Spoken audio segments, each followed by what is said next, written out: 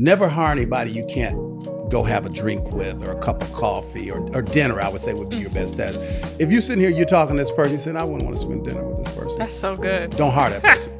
Because you're going to be spending more than dinner with that person, Yeah, right? You're going to spend most of your life. And if you don't feel them like that, they're not feeling you like that either. And it ain't going to work. So that was some of the best, simple advice he gave me right off the bat.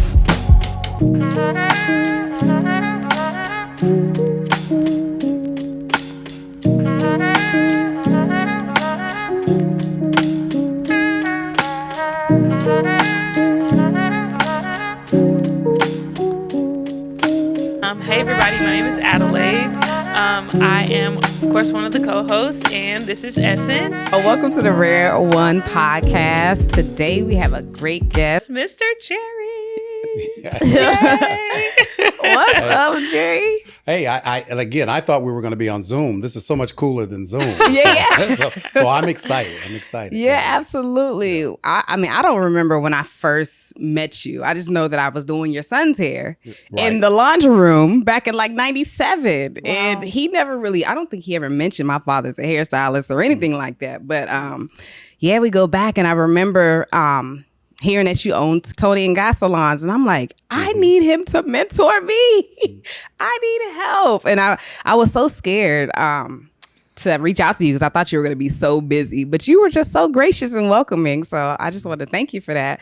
But talk to me about how did you even get to a place of owning Tony and Guy hair salons? Well, we started I worked with a company called Martin Kenneth many years ago. That's where really hair became important to me. They started encouraging us or taking us to London. And that's why I really got turned out, right, as far as hair is concerned. Yeah. Mm-hmm. And great company, but unlike what you have to have today is systems in place and, to really scale. That wasn't there. So eventually we decided to open our own spot. That was Regent Street. That was in 90. That wasn't even 90, China. This was 86, I believe. Wow. We opened our first salon for 9 years. And that's where we got started. That's where we got started with it. And it was good. It was successful because of the fact, and I know you have a spiritual background. I don't know much about you, Adelaide, in that. Same. Okay, yeah. I assumed you guys were equally yoked in that way. But, that whole idea of treat another man's business if though it's yours, and one day you will own a business yourself, really became real for us because we were very helpful for Martin Kenneth in a lot of ways. And so when I mentioned that because once we reached out, I was afraid to open a salon. Do you remember the first salon you opened? Yes, I do. You remember some fear? Fear. Listen, I signed a 1-year lease because I wasn't sure if I was going to make it. You said I get us 12 months. Right? Yeah, so we were afraid for sure. I remember crazy stuff like, what happens if the washing machine gets working? Just silly stuff, but it was our first salon. But I realized in a short period of time that we had it because we had done so much at Martin Kenneth's salon to help and assist them that we knew everything about running a salon by the time we opened a salon. Yeah. So that was my first experience with salon ownership, was Regent Street for about 9 years. That's so funny because we were talking about doing an episode on servant leadership, and for you to even mention that, how often do you find, employing stylists that they have that mindset of act as if this is my own? Mm-hmm. How often do you find that? Oh, yeah. Good question. You find it in maybe 1 out of 20 stylists, Yeah. If that, about 1 out of 20, I would say. Yeah. What do you think holds them back from, that mindset or thinking that way? I think, I don't want to say natural. My brother likes to tell me, no, that's not natural. God didn't create it that way. But I think our default mindset is to be selfish. Yeah. Yeah. That's how we start, right? As babies, we want our milk when we want our milk. We want our diaper changed when we want it changed. We want everything right when we want it. And so I think people just never grow out of that. Some people never grow out of it. They just... Did you find that even with that being like a part of your standard and culture that those people like weeded themselves out? Or were there some that were like pretty malleable and teachable as you grew? Yeah, that's a good question, because as leaders, it is our job to, I like what you say, malleable, and that's our job to help people grow Yeah. in those areas. So yeah, a lot of people we were able to help achieve that mindset.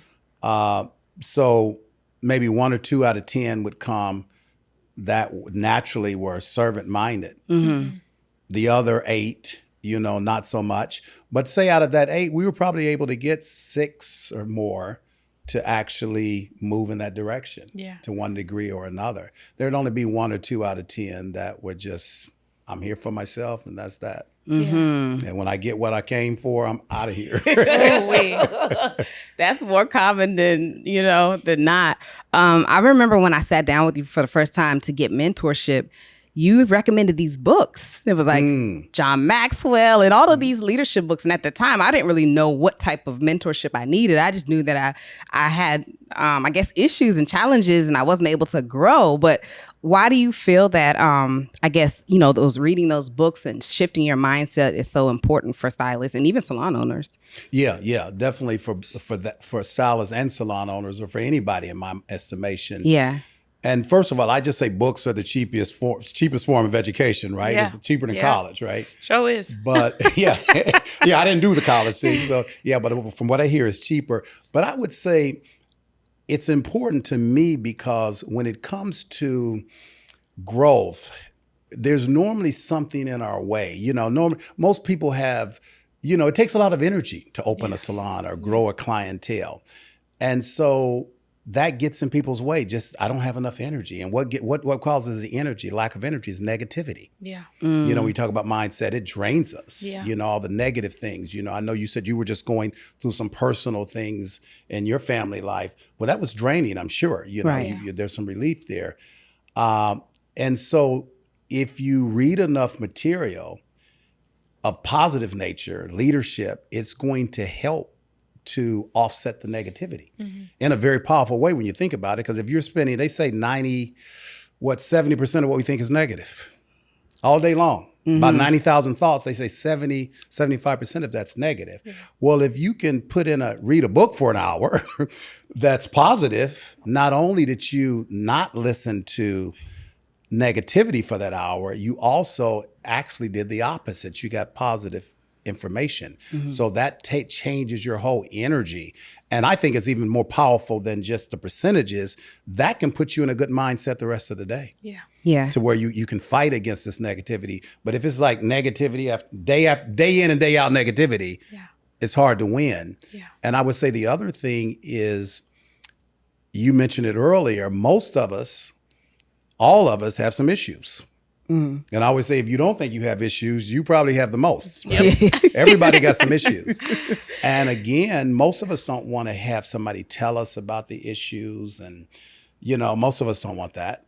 And so if you take the time to look into a book or tape or something, and you start reading something of self-help, you're going to run across your issue. Or your issues. Yeah, the barrier or the block. Right. And you're also going to run across suggestions on how to get over yourself. Yeah. Oh, that's good. Yeah. So that's always been huge for me. Read more, listening to a podcast, whatever that's going to put you in a positive mindset is going to kill that negativity. It's going to help offset the fear. And it's going to actually help you find ways to get over what's blocking you. Yeah. Yeah, that's really good. Yeah, so that's what I found. So what was pivotal, like, in your, I guess, journey of going from being a stylist to salon ownership to even your coaching now, right? Yes. Say that or how again did you know that it was time for you to even make those transitions? Yeah. Oh, yeah. I'm a strong believer in, I just put my head down and do the work. I'm not always, I'm not that I'm not a planner and I have goals and things.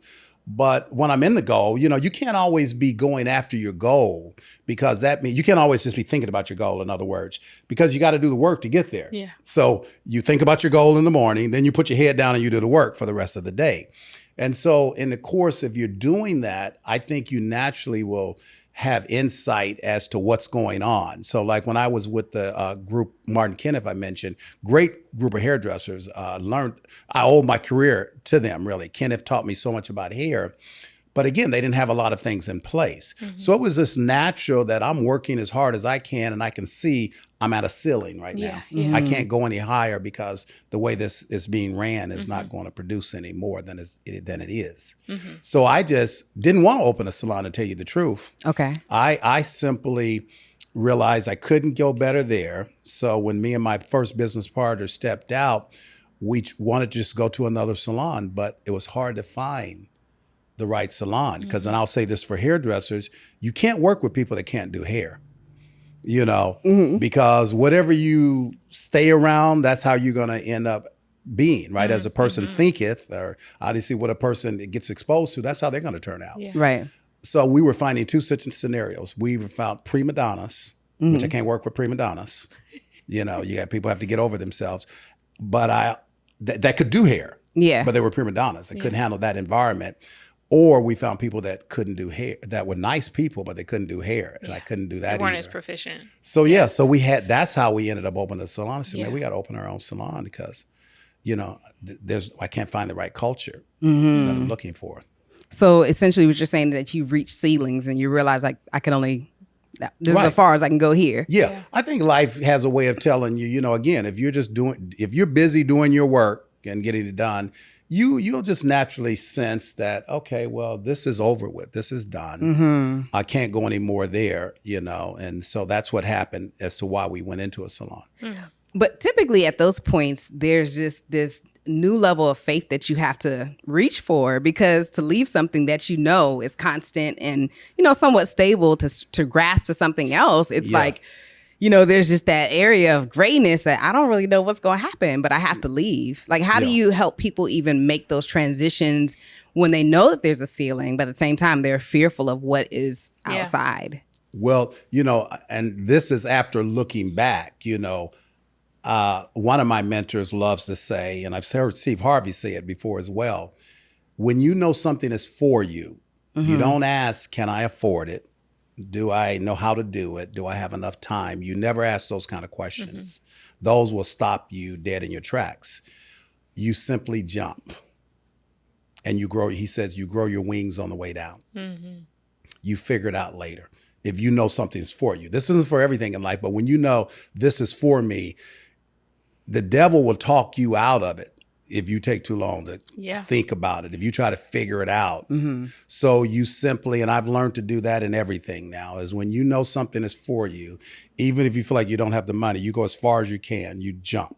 And it works every time. You figure it out on the way down. That's it. You land softly. I always have landed softly. Yeah. That's beautiful. Yeah. So what do you find like is the biggest challenges for salon owners? What do they come into you with? Well, my thing is, the biggest thing is team. If you're going to run a salon, Bruno Mascola, is one of my mentors, still my mentor really today. I still consider him my CEO, even though we don't do business together. Because Bruno started off in the beginning when I met him, I said, what's your secret? What's your secret sauce? You sit in an office with a guy that's making about $35 million that went on to make $400 million. Wow. I want to know what are you doing?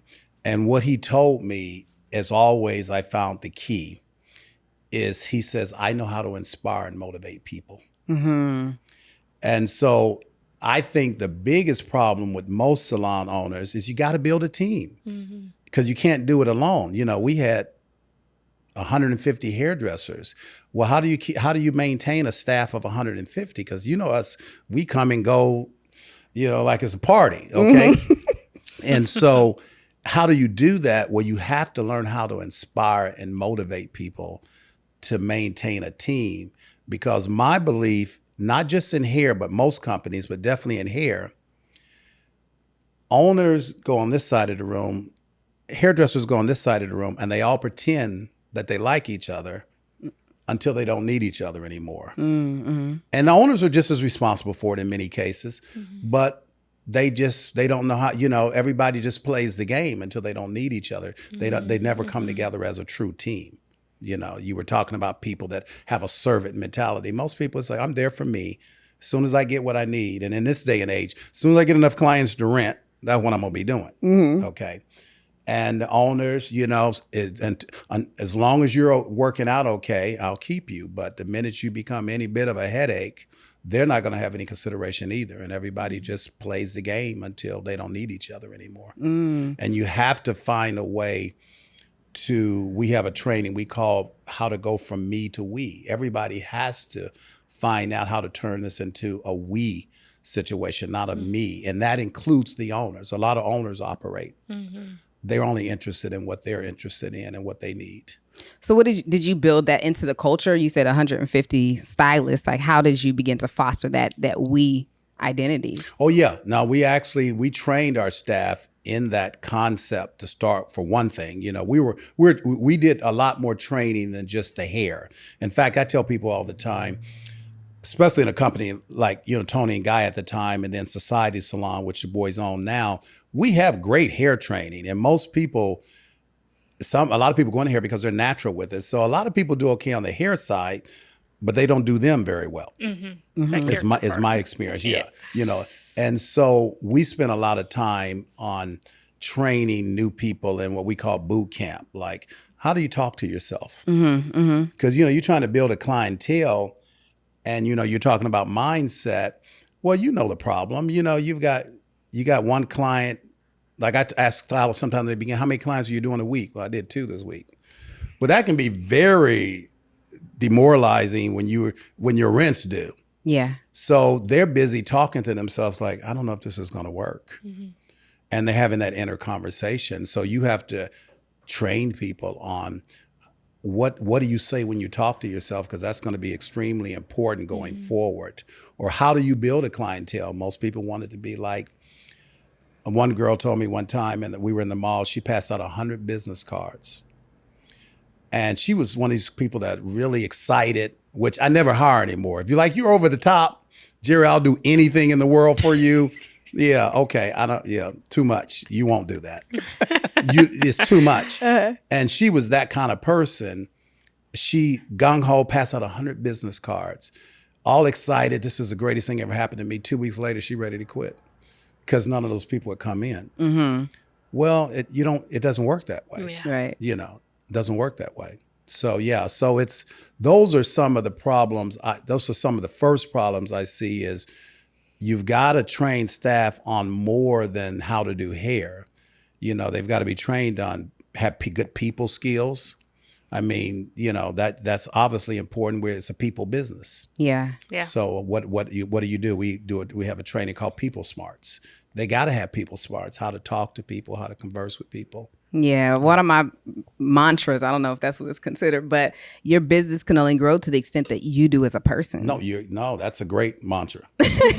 And so, we noticed as we traveled teaching hairstylists, like after we gave them 2 days of training, we realized there was so much more that we wish we could pour out that we just couldn't, and we knew it was beyond hair. We were like, this is bigger than hair, And so, that's when we kind of got more into the coaching side of things, but we definitely have come across all of those challenges in employing stylists and even coaching stylists on, listen, it's you. You know what I mean? Like, it's you need to focus on in order for you to be able to see more clientele, in order for you to be able to open a salon and for you to attract a team. Yeah. Exactly. Yeah. And so what does it look like in terms of the type of leader that you need to be to even attract that team? Like, what are some of those characteristics? Yeah, that's a great question. Actually, we do a training called Path Personality Profile. That's the first thing that I do with companies now or salons. Is you got to know what you're working with, right? Who like what's you got 5 people here, and it starts with you. Like you say, maybe you don't even have a team. You got to know what you're working with within yourself. Yeah. Who are you? Yeah. I know your name is I still call you China. That's okay. I know your name is Essence, but who is Essence? That's just your name. That's your name your mama gave you, but who is Essence? Yeah. So we do a training that helps people discover what is your foundational personality that God gave you. And it deals with earth, wind, fire, water, which is, I tell the lady that created it, I said, that is perfect for hairdressers, because we can be a little woo-woo at times. So earth, wind, fire, and water, the elements, because it appears, it's just the way it is. She got this out of the Bible, actually, this concept.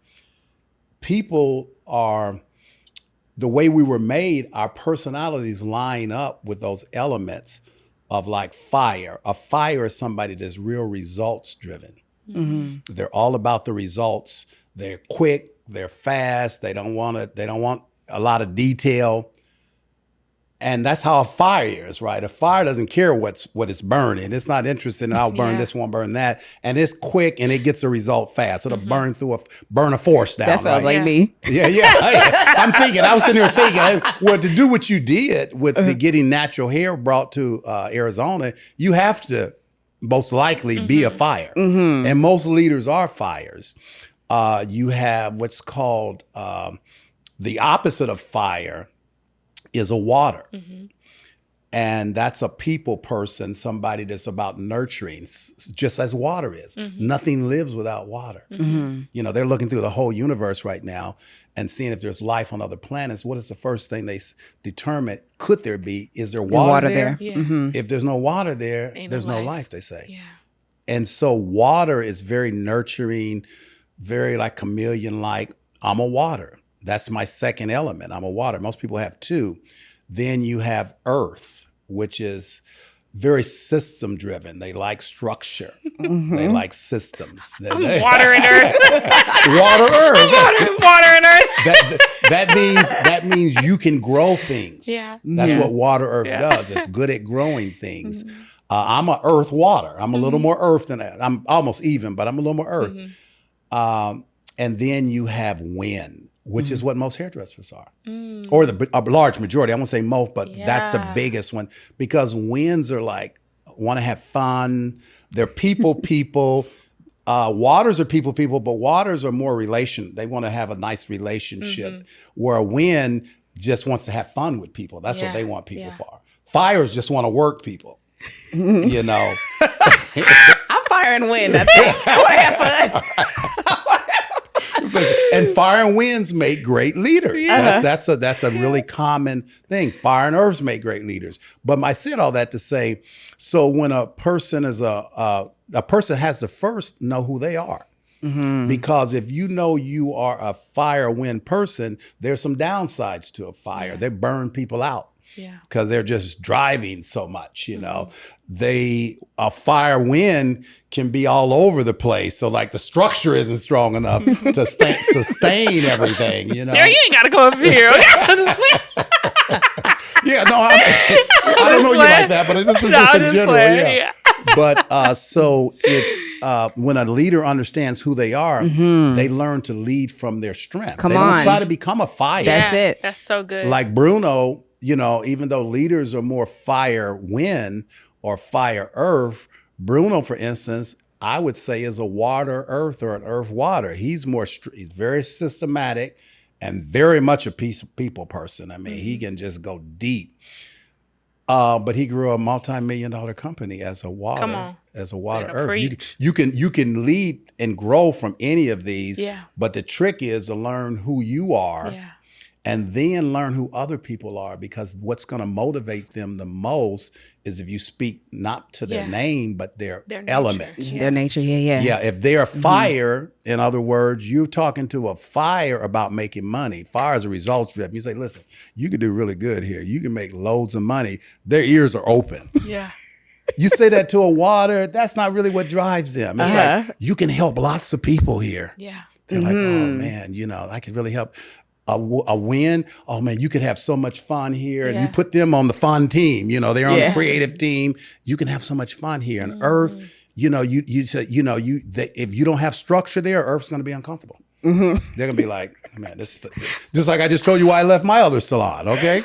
My first salon, it was like, they were all over the place. They didn't have the structure in place. I'm a structure person. I need structure. Yeah. And I'm attracted to things that are structured. You know, I love that you broke that down the way that you did, because I think it brought context and vocabulary to what we actually had to learn about one another. Because when I met Adelaide, she was 15 and I had just opened the salon. Yeah. And so it took time for, you know, obviously us to get to this level, because she's a partner now. You know what I mean? Mm-hmm. And but I had to learn myself and recognize that I'm not necessarily, just because I'm not a structures person doesn't mean that I'm any less, and vice versa. Yeah. But I'm the visionary, I'm the driver, you know what I'm saying? I'm, whereas she's just like essence details. And I'm like, girl, I don't care nothing about no details.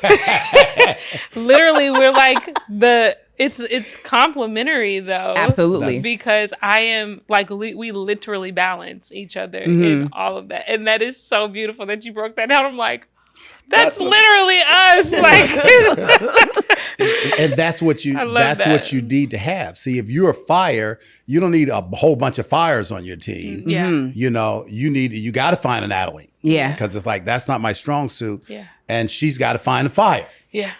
And so, that's what that's where it begins, where the magic begins. That's where we go into a company.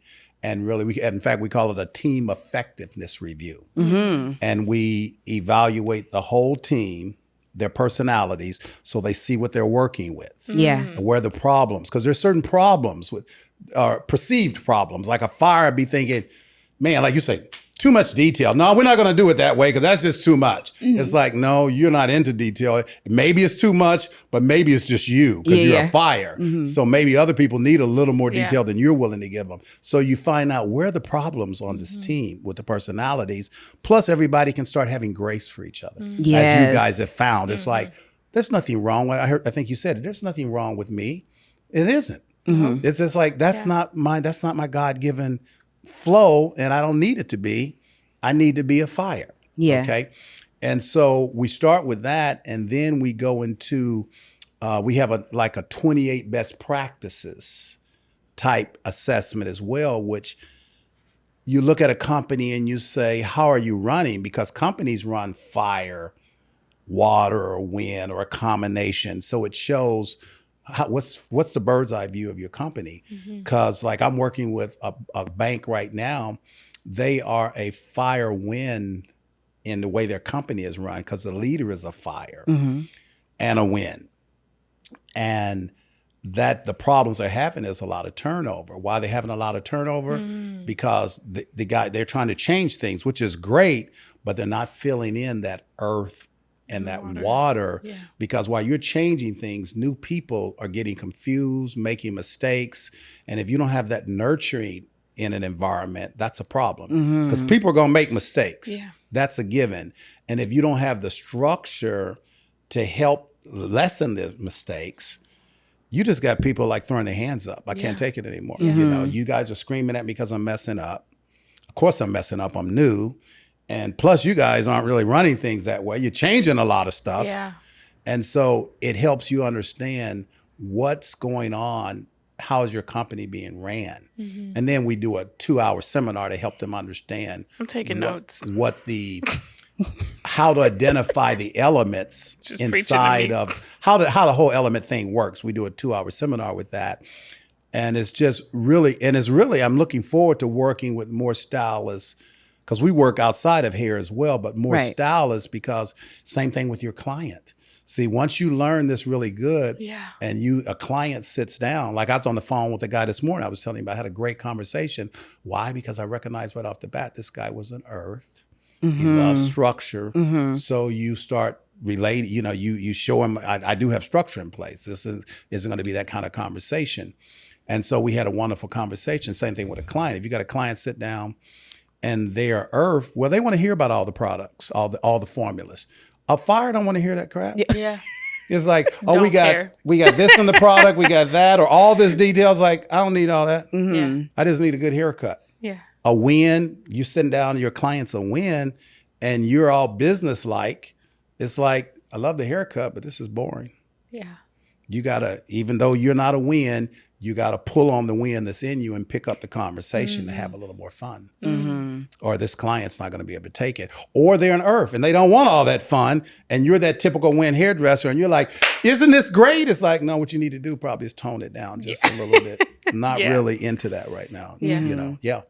What I love about that is it promotes interdependence, because I think that if a person could do everything by themselves, then what would be the purpose of needing or wanting a team, But I think that even when we look at, say, salon suites, it's like everybody's in these silos now, you know? And so I don't know how you I was feel just that about to has go there. I shifted love that. the industry, Yeah. but like, what are your thoughts about, you know, how the industry has shifted? Well, yeah, that's it. Yeah. Well, you know, that's funny you mentioned that. I was just thinking yesterday, because we're going to be doing a hair show soon, and I'll probably be working with my boys, and they own a couple of suites now. I think they were open a third suite, but they own also a commission salon.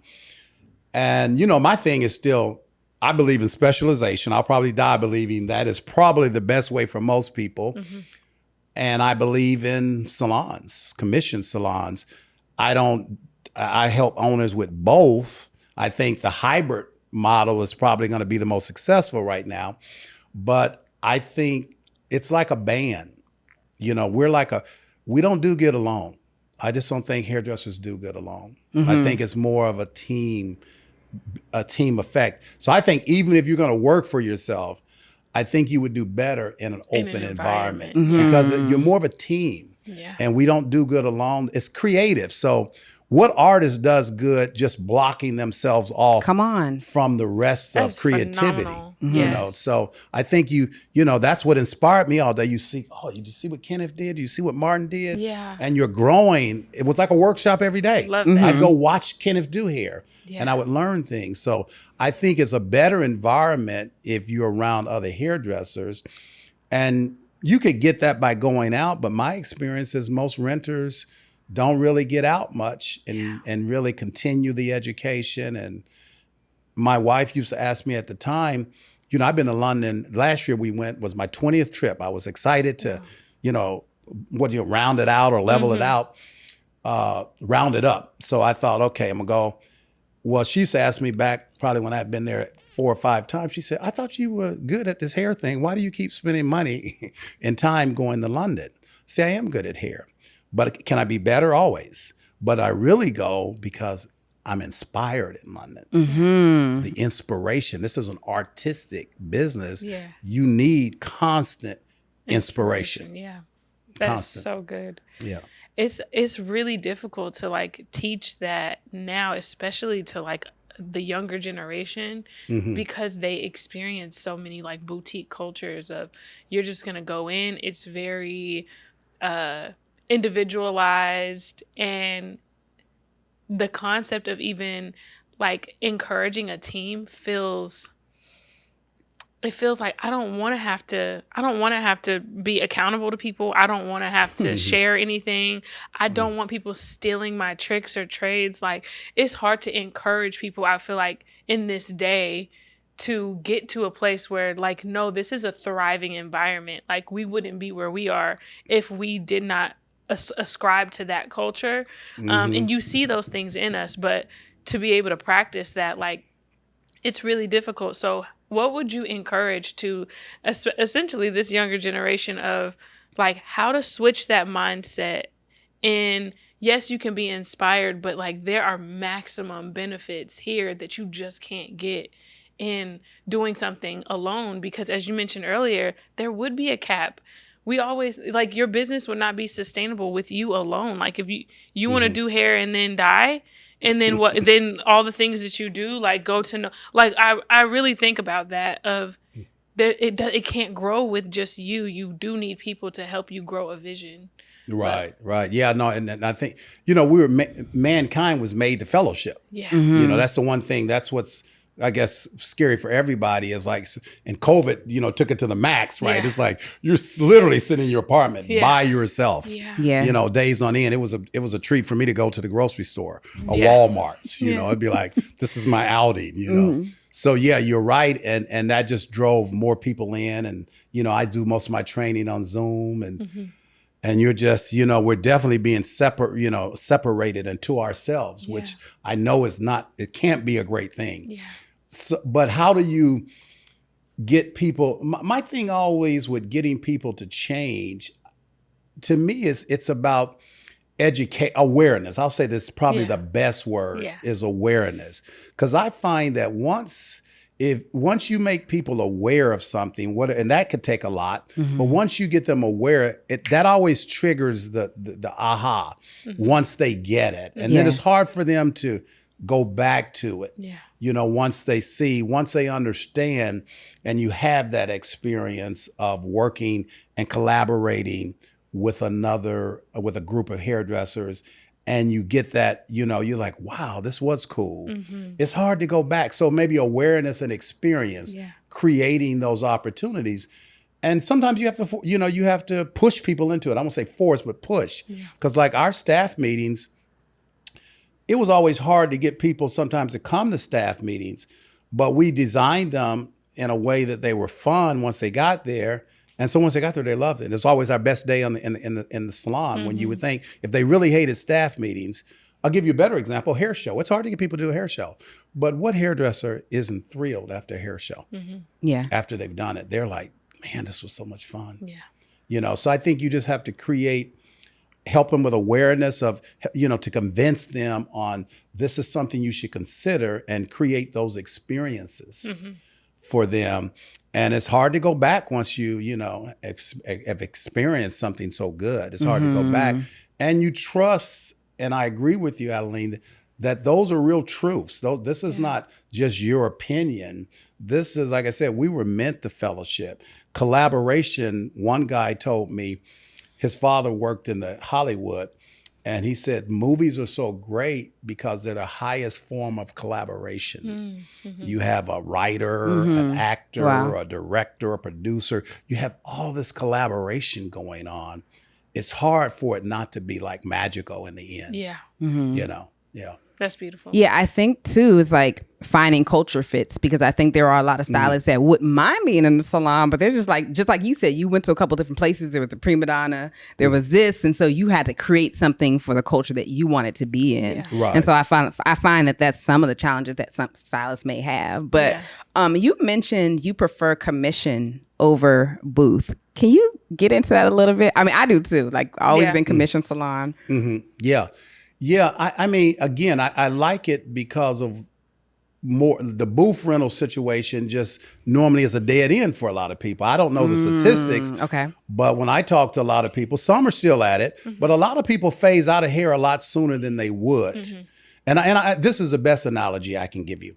There's a place for both. And this is, we sell to salons, especially through my son's platform, Icons. So I did a lot of sales calls for them. And I'll say this about both. This is what I found in talking to a lot of hairdressers around the nation. Booth rental is a bit on the retreat in a sense, and it makes sense to me because I talk to salon owners who they said, for one thing, they can't make enough money because the hairdresser doesn't get it. You got 3 different positions. You can be a salon owner, you can be a commissioned stylist, you can be a booth renter. Those are all 2-3 different things.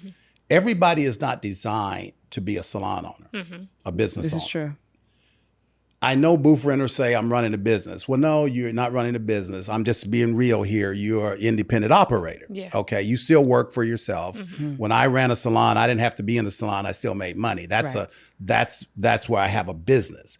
But if I'm an independent operator, I'm still have to work to make any money. But that too is a certain hairdresser. Everybody's not designed to do that. Commission, there's a lot of people that are really more suited for commission. I just want to do great hair. I'm not trying to draw clients. I don't want the full responsibility of getting clients, making sure the rent's paid, making sure everything's done. That's a large part. I don't know the percentage, but let's say there's 50% at least of people that you'll do better in a commission salon. If it's a fair salon and they're going to pay you, industry norms are better, you do better there probably. Then you have the people that are renters. What has happened in my estimation is you've got, when the grass looks greener, a lot of people go to renting and say, I'm on a rent, I can make more money. Well, my experience in talking to these salons, a lot of people aren't making more money because they're not designed to have that much freedom on their own. They're like, won't go to work. It's like, since I don't have to go to work on Saturday, I'm not going to go to. Well, you're not going to build a clientele. You can't start off. So what's happening is a lot of rental salons, they are struggling because the renters can't pay the rent. So the owner, And then they turn around and tell the owner, I need you to promote. Well, that's not the deal we have Yeah. here. I can't just get $250 from you a week and promote your business. Yeah. What am No. I going to make in the end? And that's what happened. They're not making any money. And so some of the renter salons said, well, I don't want to do this anymore. Yeah. You know, especially people that got 10 renters. It's like, I don't want to do this anymore. You guys are half paying the rent. You want me to draw clients. I can't do that and do all of this. Yeah. Right. And then a lot of the hairdressers, since they're not doing what it takes to build a clientele, they were never meant to be renters. They should have been in a commission salon. They're like, you know, they're not making it, or they're barely making. I know so many guys that are just, they're making less money they would have made in a commission salon at the rate they're working. They say, I'm working less. Okay, that's cool. But as Bruno used to say, we had a evaluation one time. I loved his thinking. It's called gold diggers, we called it, you know, GOLD, gold diggers, okay? Yeah, the real gold diggers. Yeah. Well, maybe it was called the other, but it was meant to be gold diggers. And he had a comment in there because people were talking about, I need more balance. Bruno said, you can't have balance if you ain't got no money. Okay, that's the bottom line. Okay, you want to work less? That's not going to create more balance, you know, because you can't go on a vacation if you're broke. You know, you can't buy a nice car. You're not going to have balance. And I thought that was my favorite line in that evaluation. It's like, you cannot have balance if you're broke. Yeah. So what you going to do? You're going to have to figure out a way to make some money and quit talking about, I need more time. You know, to get balance, you're going to have to get some money first. Yeah, I love that. Wow. That was a beautiful perspective for, I mean, we're not fully aware of like what the real ins and out of essentially like boutique culture. We just knew that it's not something one we wanted to promote. But bringing the real details and like the real background as to what's really happening, I think that could have just saved a lot of people from making a decision that they're not even fully aware of like the real effects of that decision. Yeah. It's, like so I said, thank you for sharing that. There's a place for it, but I think it's gotten oversaturated. Just like anything else happens. You can just go too far, swing too far. So my bottom line was, I seen a lot of salons that I interviewed last year that were for sales calls. They were reverting back. I seen some even full salons that say like, we're going back to commission. Yeah. And the people, even the renter said, that's cool because I can't pay the rent no way. Yeah. They were even good with it. I was like, maybe 1 out of 10 say, well, no, I can't do that. But the rest of the people, even on the staff, say, okay, that's cool because coming up with this money every week is killing me. Could you, I just want to dig just a little bit into that, only because we've definitely heard essentially commentary on like, well, if you're in a commission salon, stylists think you're taking their money and you're just doing what you want with their money instead of, no, this is what continues operation. It's almost like you're investing back into the place that is quote, quote, feeding you. Right. And so like, could you maybe break it down in a level that we don't necessarily, like we don't always have the vocabulary for, because I think that if they understood what commission actually meant and where it goes, like we are way more transparent with our staff just because we don't want to create those, like just because I have a house doesn't mean you paid for my house. Like in their whole brain, you know. Oh, yeah. Yeah, I mean, unless you guys are so different than most salons, my experience, and I've owned, probably 10 salons, 6 at any given time. And the deal, and we broke it down to our staff one day, because staff can go there very fast. Yeah. The average business, and especially salon business, the goal is to make 15% profit. That's not even a big deal. You figure, if you do $1 million, so what you're trying to make $150,000 profit. Now we never realized most hairdressers are working in the salon as well. So that would be on top of the money, which normally you got a partner or this and that. But that's if you were to make 15. We found, at least our business model, it was hard to make 15%. 10% was more of the goal. Anything above that was gravy. And so we showed the staff one time how easy it is to even mess up our 10% profit. If you start wasting shampoo, which most do, and conditioner, you're wasting color. You know how easy, how fast you can eat up our 10% profit just through waste. And so and that's why I think it's important to be transparent. Show them how a budget really works. Because most people, you own a salon and they think, well, you're going home with all the money. I know many salons, there's stylists and they're going home with more money than the owner is. So I don't know what they're talking about. You know, they don't know what they're talking about. I know what they're talking about. And so, most people just don't understand. They just naturally see you own a salon, so you must be making a lot of money and you're getting 50% of what I do. Yeah. Well, that's the biggest overhead in the whole situation is what I pay you. Right. And most people pay beyond 50% at some point. If you make more, we'll pay more and things like that. And so, I mean, any commissioned stylist listening, a hairdresser is not getting rich in a salon per se. That's why we had 6 salons for one thing, because we needed those 150s or 80,000 or we needed those to add up. Yeah. Because one salon is very difficult for the owner to just get rich, not working on their own. Right. You're basically a lot of owners. Matter of fact, I know salons right now. The owner is putting their money in the salon right with the stylist. They're not even taking their 50% home. Right. Yeah. So it's just not, it's not a real situation. It's not the scenario that most people think. But I know that's true with any business. Anytime you say you own a business, most people think, man, you must be rolling. Matter of fact, one lady told me one time, and I've said this many times on podcasts, she came into the salon. She was visiting Phoenix. And, I'm a hairdresser. I got my suit on and I'm doing hair. And she found out I was an owner. She says, man, it must be nice owning your own business.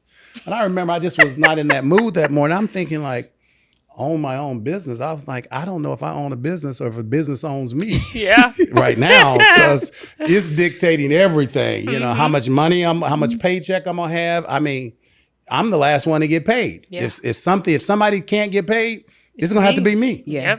Yep. I'm the last one, right? Yeah. So I said, I don't know if I own a business. I think the business owns me. Yeah. And especially at that stage of the game, we found out ways to change that scenario. But in the beginning, and when you have things like COVID hit and the Great Recession, oh my goodness, owners are taking big risks Huge. To do that. Yeah. And so it's really important for stylists to really, if they want to make a lot of money, get busy being that servant type team player. Come on. And elevate the salon. Yes. Everybody's going to win. Yeah. That's why we do the whole me to we thing. It's like, you don't get it. Everybody's going to win if everybody focuses.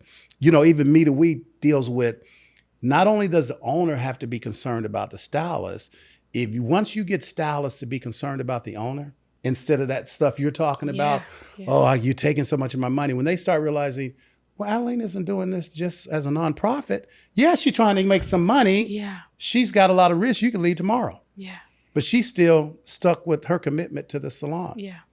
And so once they start saying like, well, we need this to work out for her too. Yeah. Because the truth of the matter is, if it don't work out for her, everybody gone. If it don't work out for her, and then you'll be looking for a salon and you'll find yourself with a prima donna or a bunch of people that can't do hair. You find yourself where you don't want to be. Yeah. Yeah. Definitely. No, thank you so much for sharing that, because it's different when it comes from us, because we're still, I'm definitely still behind the chair. And so sometimes it's just like, but, that's all they hear. But you do this, but you own this. I'm like, no, you don't even understand. So thank you so much for sharing that perspective, for sure. It's like, no, you don't realize what I'm doing for you. You're winning pretty big time. Yes. I'm providing this environment for you to work in and make money. For sure. When you were in the salon ownership position and you were hiring stylists, what were you looking for? The skills, the character, and how did you even discern if they would be a good fit for your locations? Yeah, that's what hiring is very important, right? Yeah. And I had the good fortune of hiring hundreds and hundreds and hundreds. So you start getting where I tell people all the time, I could hire your staff for you and get you the right staff, because I've seen so much of what you don't want to hire. Yeah. But like that one lady I talked about, when those people come over and they're over the top, I'll do anything, lick your boots. That one you don't want to hire for sure, I can tell you. Because that's going to last about 2 weeks or a month, and then they're going to be depressed. They're what do you call that? Where you go, you're helter-skelter, you're passive aggressive. They're passive aggressive. They're Yeah. excited one day, the next day they're not. But the real, the what I can tell you is what Bruno told me. It starts with this: never hire anybody you can't go have a drink with, or a cup of coffee, or dinner. I would say would be your best test. If you sitting here, you're talking to this person, you saying, "I wouldn't want to spend dinner with this person." That's so good. Don't hire that person. Because you're going to be spending more than dinner with that person, Yeah, right? You're going every to spend day. most of your life. And if you don't feel them like that, they're not feeling you like that Yeah. either. And it ain't going to work. So that was some of the best, simple advice he gave me right Yeah. off the bat is don't hire anybody you can't sit down and have dinner with. That, you know, just somebody you would feel like, oh, like the guy I was telling you about, I was talking with today. I'd love to go spend some time with him. Yeah. If you don't feel that way, you don't want to hire that person. Yeah. Okay. The other thing is, you know, since I've been a coach, we've learned a lot more detail about hiring. And it starts with, still simple thing, but it's important, is alignment. Like an owner needs to know, what are your top 10 values or what Yeah. you're looking for in a hairdresser and a salon? You've got to know, first of all, for instance, Tony and Guy, society, ours are, first of all, education. If you're not into education, we don't hire you. And you can't just say you're in education. We want to know, well, when the last time you did some advanced need education? receipts. Yeah, we need receipts. Is that that's what they call a receipt, Yeah. right? I've been catching up on Facebook. Yeah, so that's what receipts are. So they're like, you know, well, about 10 years ago, it's like they don't love education. 10 years. So we're taking that. Team player. We find that when people are team player, it's going to solve so many problems, you know. And the other thing for me is customer service oriented. When we know somebody is really about customer service, then we know that they have a caring heart for even not just the clients, but the staff. They're going to just be easier to deal with. So bottom line is, you've got to know, what are your top 3 or 4 values for your business or for your hairdressers. And then what we actually do is we ask people, write down your top 10 values in life. What's most important for you? And what are your top 10 values in your career? And then we want to see if the key ones aren't lining up, you know, that, you know, then we're not going to hire them, because it's like, say, education, for instance, for us.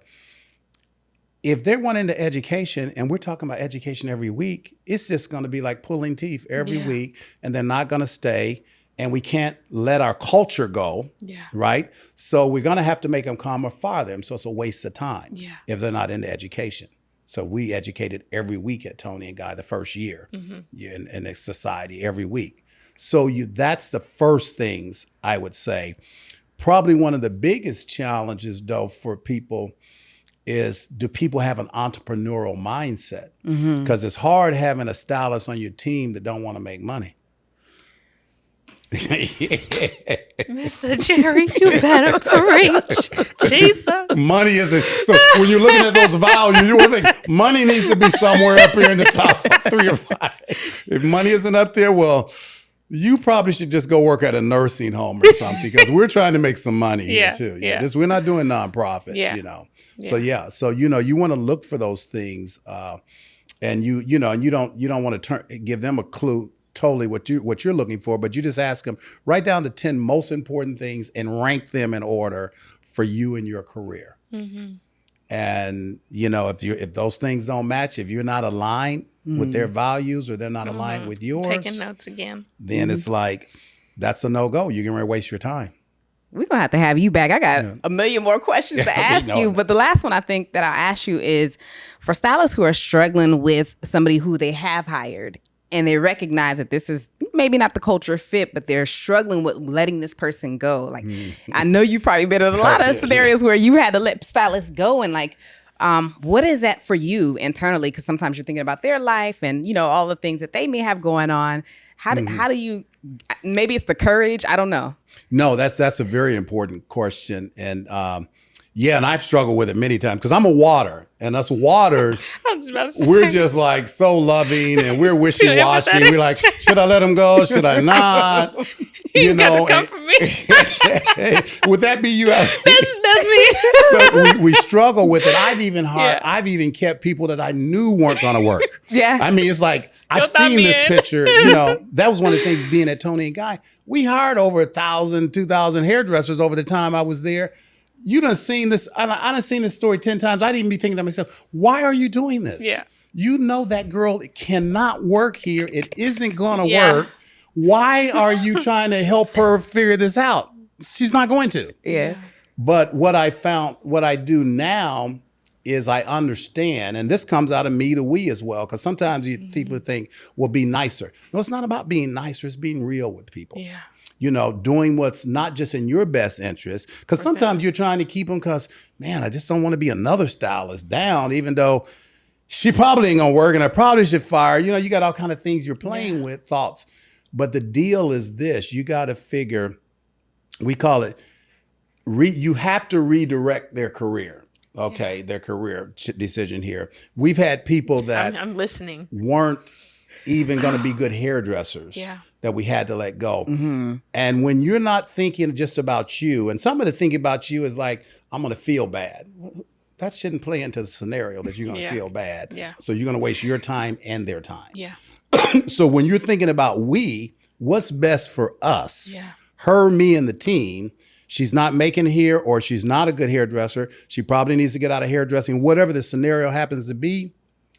You think about you're doing her a favor. Yeah. Come on. You're doing her a favor, because if not, you're going to waste her time and you're going to pay for it. And that just it's a lose-lose situation. Yeah. It would be better.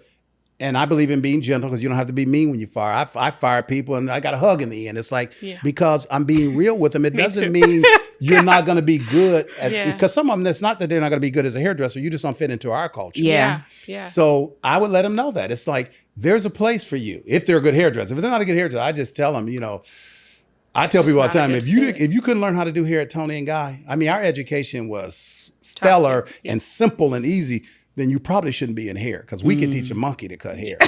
And if we can't teach you to cut hair, probably this is not your career path. Okay. Yeah.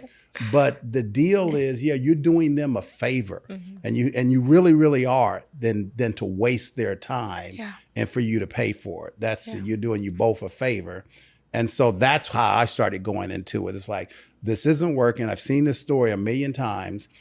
But that said, though, I wanted to say something in front of that. Don't be callous and careless with people's career. I think it's very important to give people a chance.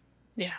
And so because we used to be like being a water, we'd be like we were running a counseling organization here. And I said, that ain't working.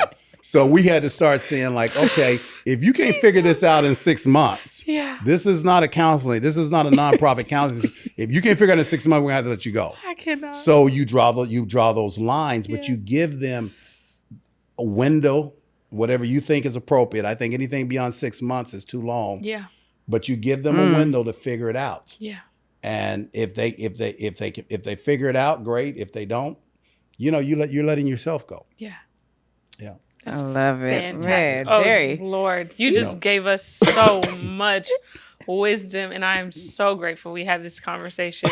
Well, my goodness. It's been fun and delightful. As China said, I've done it for 1,000,000 years. Talk to us really quick about Leadership Edge, what you're doing now, how we can get in touch with you. Yeah. Leadership Edge. It's we couldn't get the .com, so it's .online. The leaders. And it's not even Leadership Edge anymore. That's what it used to be. Oh, I'm looking at your shirt. Yeah. Is that Leaders Edge? The Leaders Edge. Okay. Yeah, the Leaders Edge .online. And you can get in touch with me there, or my number is 480-206-4459. I know my number.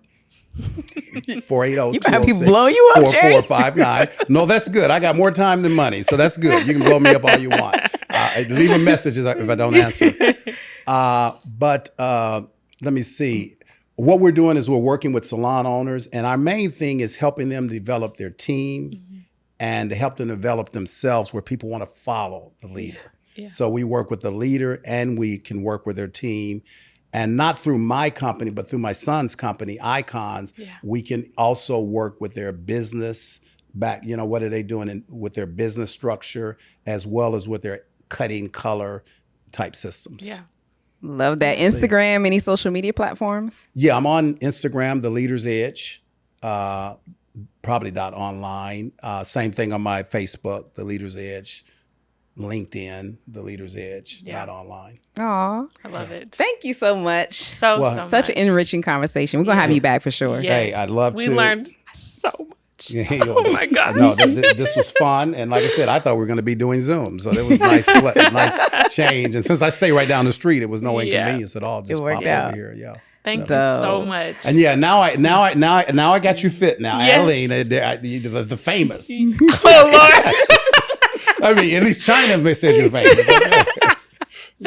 Thank you so much. You're going to bless a lot of people, for real. Good. And I really hope that whoever is listening, like, really takes heed to the wisdom that you do have and the heart that you're sharing it with, because it's not a super common thing. So we're so grateful. Well, it was my pleasure. Sharing. Yeah, definitely. Well, we thank you all for joining us on this episode of the Rare One podcast. We will see you back for another episode. Yes. Love like, y'all. comment, and subscribe. Peace. And I love your glasses. Thank you.